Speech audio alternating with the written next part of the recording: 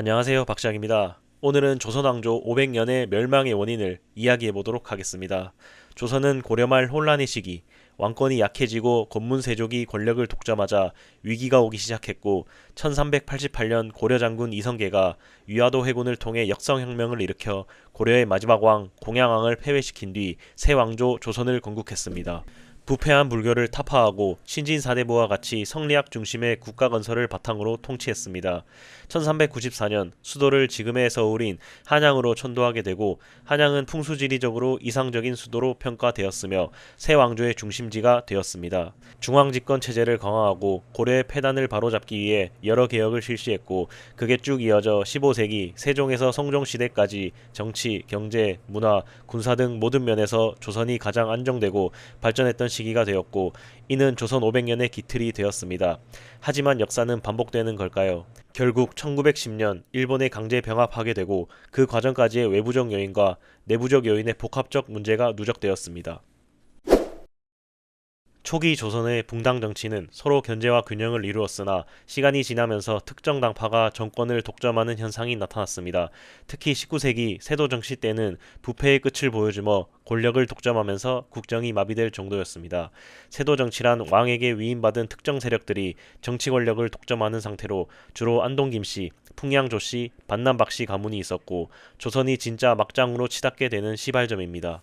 세도 정치 전까지 흔치 않았던 밀란이 이후 급증하게 되는 계기가 이 때문이고 조선 왕조의 문제점이 부각되는 시기였습니다. 이때 조선 사회에 가장 큰 영향을 끼친 인물이 등장하니 그는 흥선대원군이었고 후사가 없던 철종 사후 1863년 그는 자신의 아들을 왕으로 즉위시키며 정치적 실권을 장악합니다. 직접 왕이 되지는 않았지만 섭정으로 조선을 통치하게 되었는데 조선을 재건하기 위해 많은 개혁을 했습니다. 세도 정치를 타파하여 왕권 강화를 시도하였으며 임진왜란 이후 방치되었던 경복궁 중건과 부정부패가 심한 많은 서원을 철폐했고 호포제를 실시하여 양반들에게도 세금을 내도록 하였습니다. 당연히 양반들은 거센 반발을 불러일으켰습니다. 하지만 그도 간파하지 못한 게 있었으니 19세기는 밀려드는 서구 열강들로 전 세계가 혼란의 시기였습니다.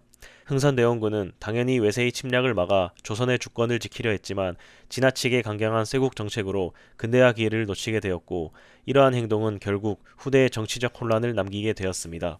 1873년 고종이 성년이 되면서 직접 통치를 선언하게 되고 이때 명성황후는 고종을 설득하여 흥선대원군을 실각시키는 데 성공하게 됩니다. 명성황후는 자신의 친정 세력을 중심으로 정치 운영을 하게 되고 흥선대원군과는 달리 개화 정책을 추진하여 청나라 및 외국과의 관계를 활용하려 했습니다. 하지만 그녀가 권력을 잡자 민씨의 세력으로 세도 정치를 부활시키고 흥선대원군이 막은 매간매직이 다시 성행하였습니다. 민씨 세력의 부정부패와 사치가 계속되며 동학농민운동 같은 밀란이 일어나자 외세를 끌어들여 조선을 내어주다시피 했습니다. 외세를 활용하여 개화 정책을 추진하고 자신의 정치적 입지를 강화하려 했는데 안 그래도 망하고 있는 조선을 호흡기까지 떼버리는 명성황후와 민씨 가문이었습니다. 그런데 고종, 난 왜 존재감이 없지?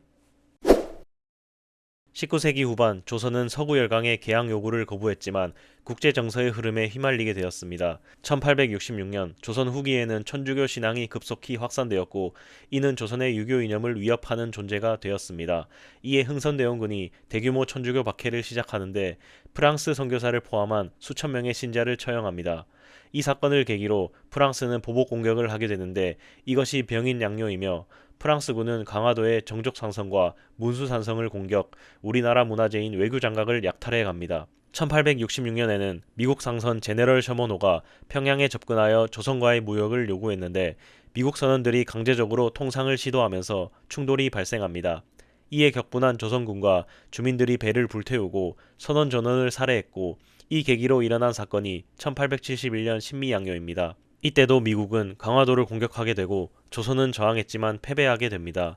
두 사건을 겪은 조선은 강경한 쇄국 정책을 강화하게 되고 전국의 서양과의 화친을 반대한다는 척화비를 세우게 됩니다. 19세기 일본은 이미 근대화를 시작하고 서구식 군사력을 갖추기 시작하는데 조선과의 무역을 원했으나 조선이 거부하자 무력 시위를 계획하게 됩니다. 1875년 일본 군함 운요호가 강화도에 접근하여 조선군과 교전을 벌이는 운요 사건이 일어나고 이를 빌미로 일본은 조선을 개항시키려 했습니다. 결국 1876년 강화도 조약을 통해 일본이 조선에 영향력을 행사하게 되었고 이후 조선은 청과 일본, 러시아 등의 각축장이 되었습니다. 강화도 조약은 조선이 외세에 의해 강제 개항된 첫 조약이며 이후 서양 열강들과도 불평등 조약을 체결하는 계기가 되었습니다.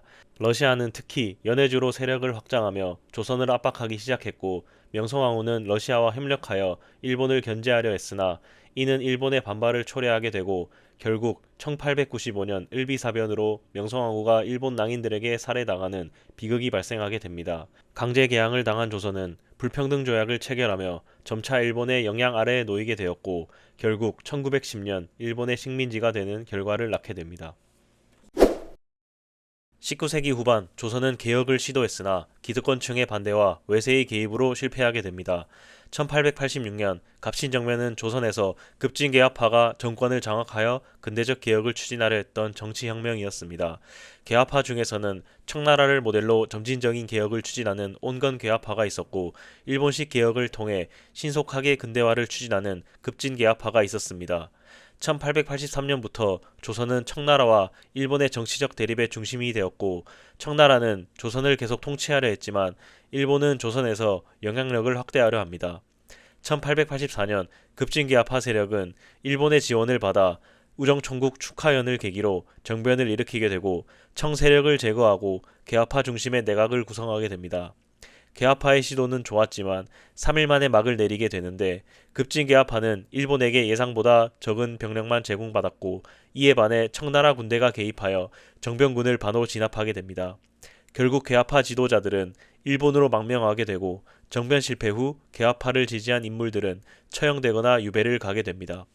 이 사건을 계기로 청나라와 일본 사이의 긴장이 고조되고 1885년 양국이 조선에서 군대를 철수하고 이후 파병 시 서로 통보를 하는 텐진 조약을 체결하게 됩니다.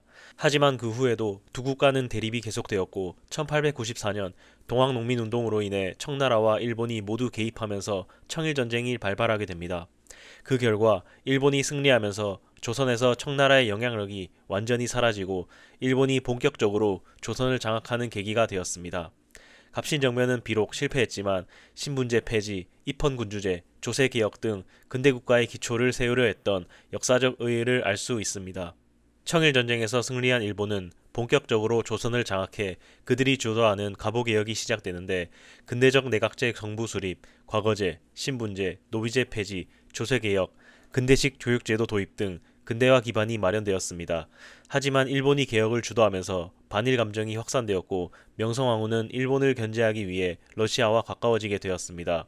그리고 단발령 강요로 유생과 농민들이 강하게 반발하였고 전국적으로 의병운동이 일어나며 조선사회가 혼란에 빠지게 되었습니다. 1896년 일본의 위협을 느낀 고종은 러시아 공사관으로 피신하게 되고 이후 조선에서 러시아의 영향력이 강해지면서 일본의 개혁 정책이 중단되고 맙니다. 외세를 막기 위해 또 다른 외세를 끌어들이는 리얼 헬 조선이 아니었나 싶습니다. 갑오개혁은 조선을 근대국가로 전환시키려는 중요한 개혁이었지만 일본의 개입과 내부 갈등으로 완전한 성과를 이루지 못했고 조선은 더욱더 외세의 영향을 받으며 비극을 맞이하게 됩니다. 조선의 개혁이 서서히 시작되던 중 1882년 구식군인들이 차별과 경제적 어려움으로 인해 한 사건이 일어나는데 이모군란이라고 합니다. 조선 정부는 신식군대를 양성하면서 기존의 구식군인들에 대한 대우를 소홀히 했는데 당시 급료는 쌀로 받았는데 구식군인들은 제때 지급받지 못했고 겨우 받은 것도 관리들이 빼돌려 품질이 낮은 쌀로 지급되었습니다. 점차 군인들의 불만이 커지게 되고 반란을 일으켜 훈련대장 민겨모의 집을 습격하고 민씨 세력과 일본 공사관을 공격했습니다. 문제의 중심엔 항상 민씨 세력이. 반란군은 흥선대원군을 옹립하고 권력을 장악하려 했으나 청나라가 개입하여 반란을 진압하고 대원군을 청나라 텐진으로 납치했습니다. 결국 이러한 명분 때문에 청나라는 내정 간섭이 더욱 심화되었으며 일본 역시 공사관이 습격당한 것을 문제삼아 제물포 조약을 체결하며 배상금을 요구했고 일본군을 조선에 조선시킬 수 있는 계기를 마련했습니다. 1894년 동학사상을 기반으로 농민들이 부패한 관리와 외세에 저항하여 일으킨 동학농민운동이 일어나는데 당시 부정부패와 외세의 침입으로 인해 조선 사회는 매우 혼란스러웠습니다.